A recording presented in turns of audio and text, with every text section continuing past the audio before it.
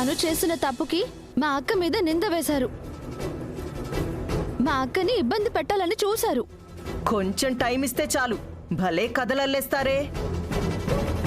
మేం చెప్పేది కథ కాదండి, నిజం. మీరు చెప్పే విధానం, మీరు చేసే పర్ఫార్మెన్స్ కి ఎంతటి వాళ్లైనా మీరు చెప్పే అబద్ధాన్ని కూడా నిజమని నమ్మేస్తారు. మాకేమీ అబద్ధాలు ఆడాల్సిన అవసరం లేదండి. మీ పక్కన నంగరచ్చలా నించుని ఉందే ఆ శిఖరిని అడగండి, నిజమేంటో తనే చెప్తుంది.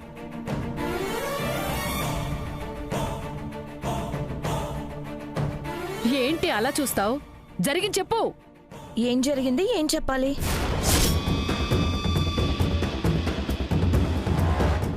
నాటకాలు ఆడుకు. నువ్వు తప్పు చేశావని ఒప్పుకునే కదా మా అక్క మీద పోలీస్ స్టేషన్లో పెట్టిన కేసుని వాపస్ తీసుకుని అక్కని విడిపించావు. నేను తప్పు చేయడమేంటి? మీరే నా కాళ్ళ వెళ్ళ పట్టుకుని బ్రతిమలాడితే కదా పోన్లే అని జాలిపడి మీ అక్కని విడిపించాను.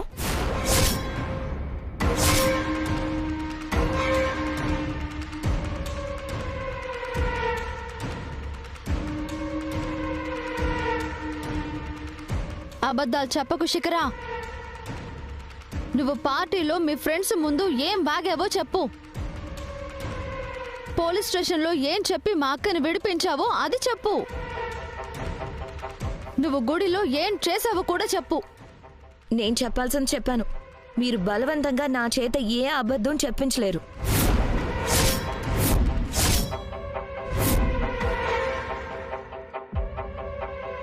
దీనిలా కాదే, 4 తగిలిస్తే చెప్తుంది. అమ్మా ఆగు.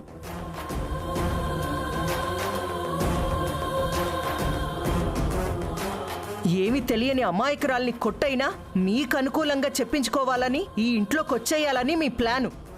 అది అమాయకురాలా? ముచ్చుమొహం వేసుకున్న పెద్ద కిలాడి. మీరు నోటికొచ్చినట్టు అంటే నేను ఊరుకోను. ఏదోలే, ఎంత కాదనుకున్నా మా పెద్దమ్మ కూతురే కదా అని కేసును విత్డ్రా చేసుకుంటే నేరం నా మీద వేస్తున్నారా? ఇదెక్కడ న్యాయం?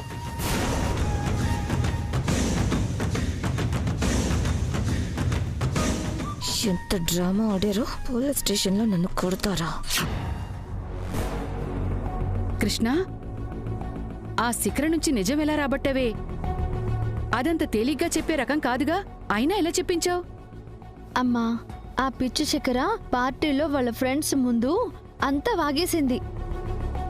నేనది వాగిందంతా వీడియో రికార్డ్ చేశానని బెదిరించాను, అంతే. వచ్చి కేసు విత్డ్రా చేసుకుంది. నువ్వు నిజంగా శిఖర్ మాట్లాడింది వీడియో రికార్డ్ చేసావా? లేదక్కా, రికార్డ్ చేశానని దాన్ని బెదిరించాను, అంతే. వెళ్దాం పదండి. పదమ్మా.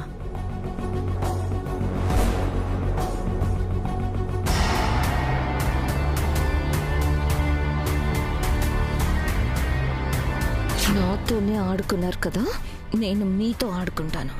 లే శిఖరా, నేను చెయ్యని తప్పుకి నన్ను ఇరికించొద్దు. నువ్వు చేసిన తప్పుకి నన్ను ఇరికిస్తూ మళ్ళీ రివర్స్ లో ఈ డ్రామా ఏంటి?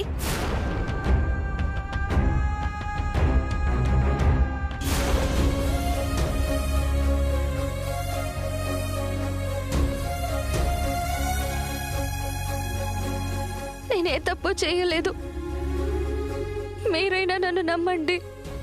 విష్ణు, నువ్వే తప్పు చేయలేదని నాకు తెలుసు, కానీ మా మమ్మీ ముందు నేను ఎదురు తిరిగి మాట్లాడలేను.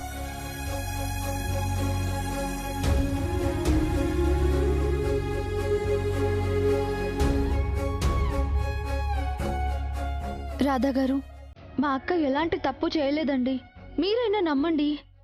విష్ణు ఏ తప్పు చేయలేదని నేను నమ్ముతున్నాను కృష్ణ. శ్రీకాంత్, నీకిక్కడ అందరికంటే నీ భార్య ముఖ్యం. నీ భార్య గురించి మాకంటే నీకే బాగా తెలుసు. తను తప్పు చేయలేదని నువ్వు నమ్మితే తనని తీసుకుని నీ రూమ్కి వెళ్ళు.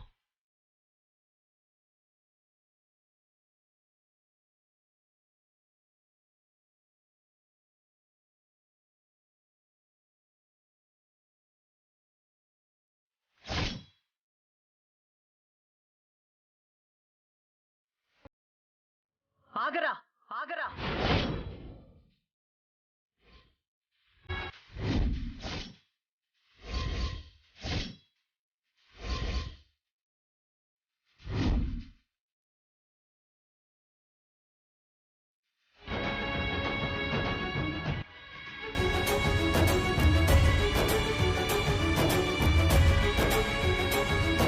నువ్వు ఎవరి చేయి పట్టుకుంటున్నావో తెలుసా?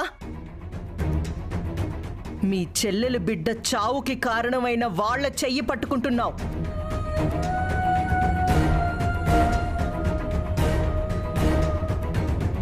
వాళ్ళ ఏడుపులకి మాటలకి మీరు కరిగిపోయారా? అన్యాయం జరిగింది ఎవరికో మర్చిపోయారా? వీళ్ళ నాటకాలు నమ్మి వీళ్ళ మాయలో పడకండి.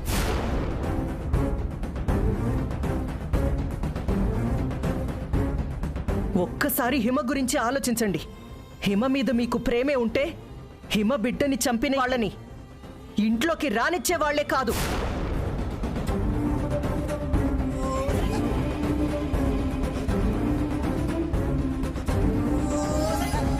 మా అక్క ఆ తప్పు చేయలేదండి. చేసింది శిఖర అని చెప్తున్నా వినరేంటి? శిఖర తను ఈ పని చేసిందని మా ముగ్గురు ముందు తప్పు ఒప్పుకుంది. ఇప్పుడు ఇలా ఏమీ తెలియనట్టు మాట్లాడుతుంది అంటే మీరెవరు నమ్మరేంటి? అయినా అంత నమ్మకంగా మా అక్క తప్పు చేసిందని ఎలా చెప్తున్నారు? ఎలా చెప్తున్నానో నా నోటితో నేను చెప్పను. అందరూ బాగా చూడండి.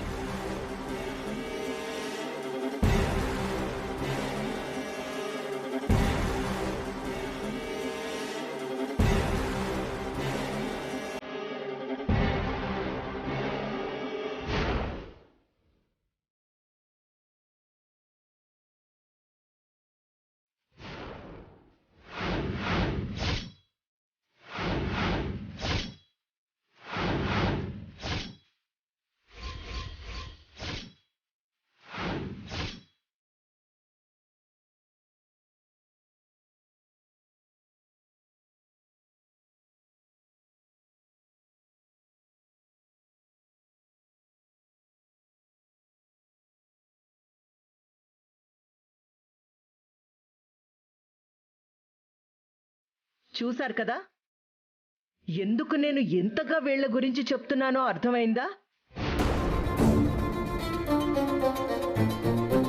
శ్రీకాంత్, ఈ వీడియో నిజం కాదని నువ్వు నమ్మితే నీ భార్యను తీసుకుని లోపలికి వెళ్ళు.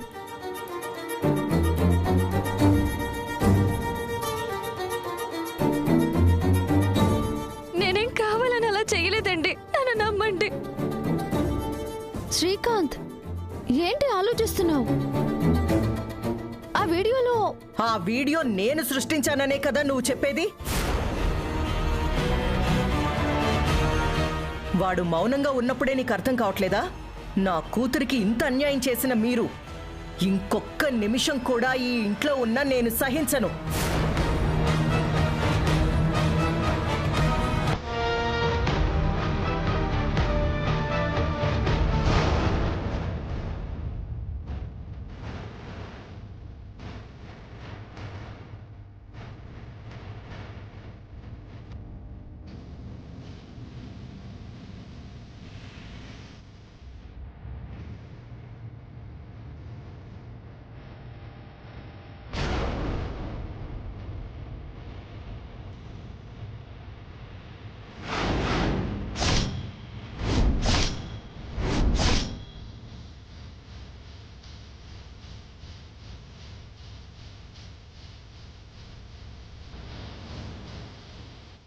మీకే కనుక చీము నెత్తురు ఉంటే ఇంకోసారి నా ఇంటి గడప దాటి లోపలికి రారు.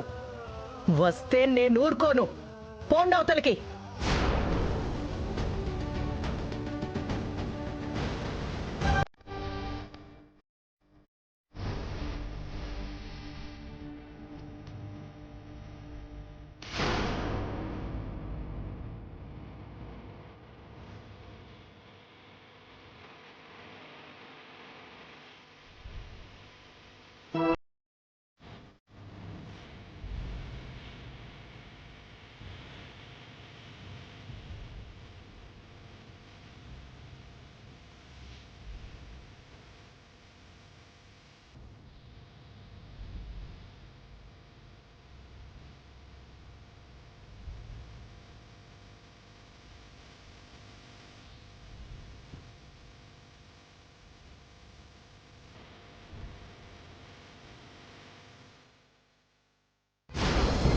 ఇది ఆడిన నాటకంలో మిగిలిందా శోకం విడదీయని బంధానికి శేషం మరి శూన్యం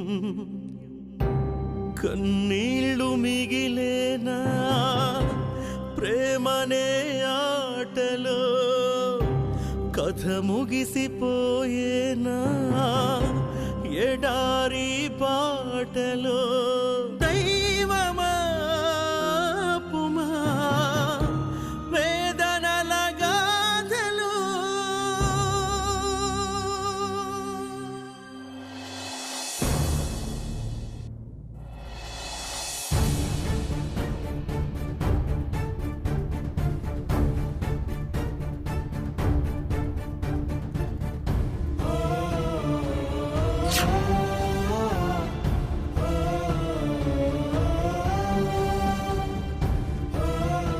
మీకే కనుక చీము నెత్తురు ఉంటే ఇంకోసారి నా ఇంటి గడప దాటి లోపలికి రారు.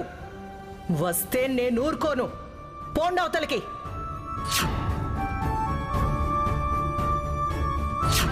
మీ చెల్లెలు బిడ్డ చావుకి కారణమైన వాళ్ళ చెయ్యి పట్టుకుంటున్నావు.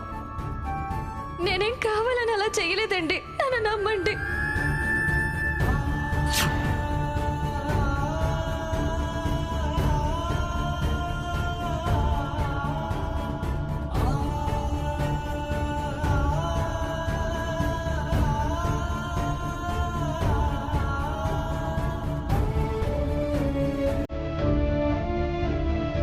ఏంటే ఏమైందని ఇప్పుడు ఏడుస్తున్నావు? బాధపడకు. ఏంటంటే ఇప్పుడు ఆ తార నిన్ను మెట్టింటి నుంచి గెంటేసింది, అంతే కదా? అల్లుడు గారు ఆ తారకి భయపడి ఏమీ మాట్లాడలేదు, కానీ అల్లుడు గారికి నువ్వంటే ఇష్టమేనే. నువ్వు చెయ్యని తప్పుకి నీ మీద అబాండాలు వేసింది ఆ తార. మరి ఆవిడ చేసిందేంటంట? ఎన్నిసార్లు మనల్ని అవమానించింది, ఎన్నిసార్లు నోటికొచ్చినట్టు మనల్ని అంది. అంతెందుకు, మొన్నటికి మొన్న అల్లుడి గారికి గండ ఉందని చెప్పి మిమ్మల్ని దూరం పెట్టలేదా? మరి ఆమె చేసింది తప్పు కాదా? ఏ తప్పు చేయని నా కూతుర్ని ఇంటి నుంచి గెంటేసింది. ఇప్పుడు ఆవిడేం చేయాలి? డబ్బున్నోళ్ళదే రాజ్యం రాణిమ్మా. నోరున్నోళ్ళకే కదా న్యాయం జరిగేది. దీనికి నోట్లో నాలుకే లేదని చెప్పి మనం ఆమెను ఎదిరించలేమని చెప్పి వాళ్ళింట్లో కూడా ఆమె మాటకు అడ్డు చెప్పేవాళ్ళు లేరని చెప్పి ఆమె ఇష్టం వచ్చినట్లు చేస్తుంటే ఎలా? నాన్న, మావయ్య గారిని, రాధా గారిని, శ్రీకాంత్ని హిమ పేరు అడ్డు పెట్టుకుని ఆ తారాగారు తెలివిగానే ఆపారు. అయినా కొడుకుని కోడల్ని దూరం చేస్తే ఆవిడికి ఒరిగేదేంటంట? ఆవిదంతా కావాలని చేస్తుందక్క. నువ్వేం బాధపడకు. నిన్ను ఏ చేత్తో అయితే మీ అత్త బయటికి గెంటిందో అదే చేత్తో తిరిగి నిన్ను ఇంట్లోకి ఆహ్వానించేలా చేస్తాను. అమ్మా, నాన్న, అక్కని శ్రీకాంత్ని తిరిగి ఒకటి చేసే బాధ్యత నాదే. ఆ విషయంలో మీరు అస్సలు బాధపడకండి. నీ మాట మీద నమ్మకం ఉంది. నువ్వే ఆ తారగారికి ముక్కుతాడు వేసి అక్కయ్య జీవితాన్ని బాగు చేయాలి. నాన్న, నేనుండగా అక్కకి అన్యాయం జరగనివ్వను. ఆ తారాగారికి ఆ ఇంటి మీద ఎంత హక్కుందో అక్కకి కూడా అంతే హక్కుంది. ఎలాంటి పరిస్థితుల్లోనైనా అక్కని అత్తారింటికి పంపించాల్సిందే. వాళ్ళు అక్కని ఎలా ఆపుతారో నేను చూస్తాను.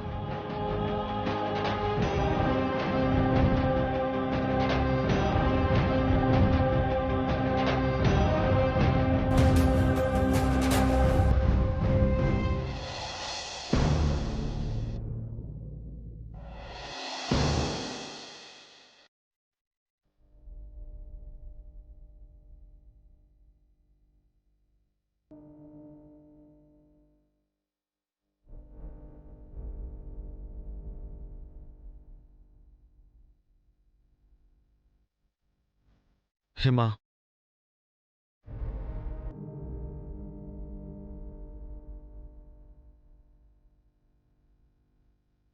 ఇప్పుడు ఎలా ఉందమ్మా?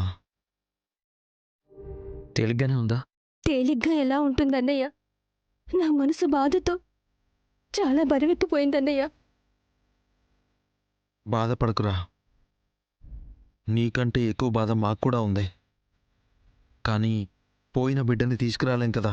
నా బాధ కడుపులోనే చనిపోయిన నా బేబీ గురించే కాదు, కన్ను తెరవక ముందే నా బిడ్డ కన్ను మూయాలని రాసి పెట్టుంటే ఎవరేం చేయగలం? వాడిని నా చేతులతో లాలించి ఆడించి అమ్మ అని పిలిపించుకునే అదృష్టం ఆ భగవంతుడు నాకు దూరం చేశాడన్న బాధలో నేనుంటే మీరు నన్ను ఇంకా బాధ పెడుతున్నారు.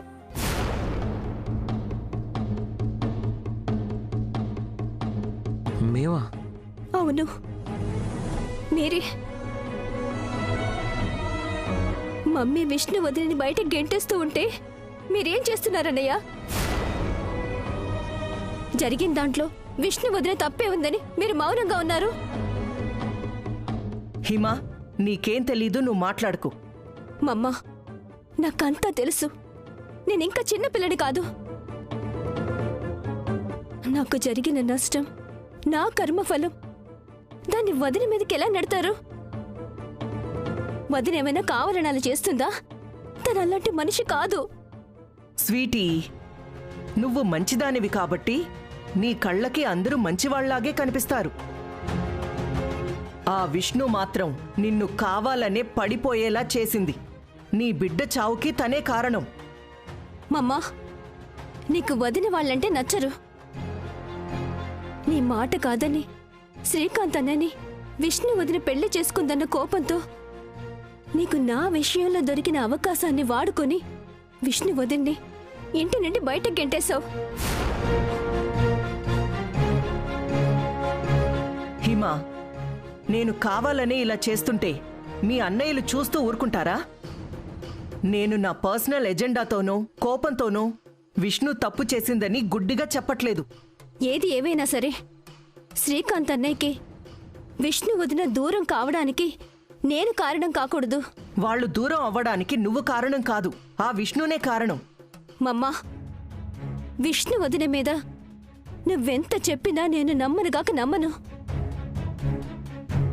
నా విషయంలో వదిన పొరపాటు ఉందని నేను నమ్మట్లేదు. అసలు వదిన్ని ఇంటి నుండి పంపించేయడం నాకు అస్సలు నచ్చట్లేదు. స్వీటీ, నా మాట విను. వినను మామ్, వినను.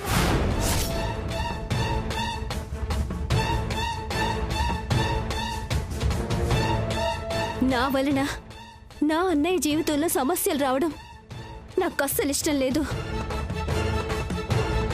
నువ్వేవైనా అనుకో, నేను వెళ్ళి విష్ణు వదిలిని తీసుకుని వస్తా.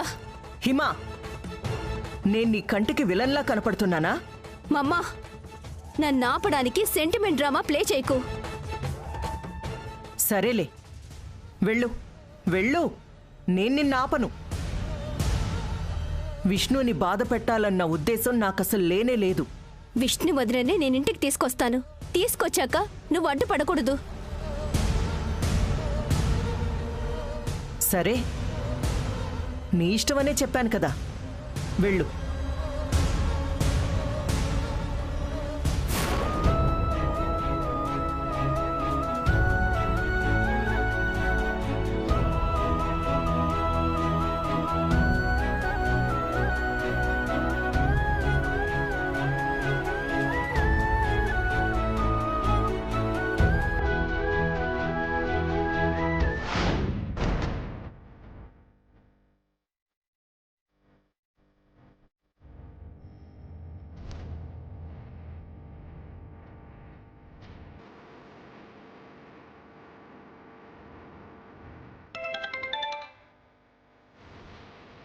చెప్పండి తారగారు.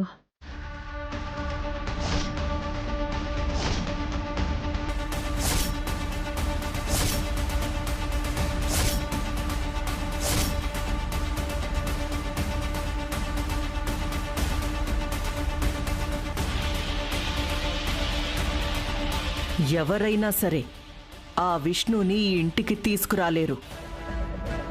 దాన్ని నా గడప దాటి లోపలికి రానివ్వను.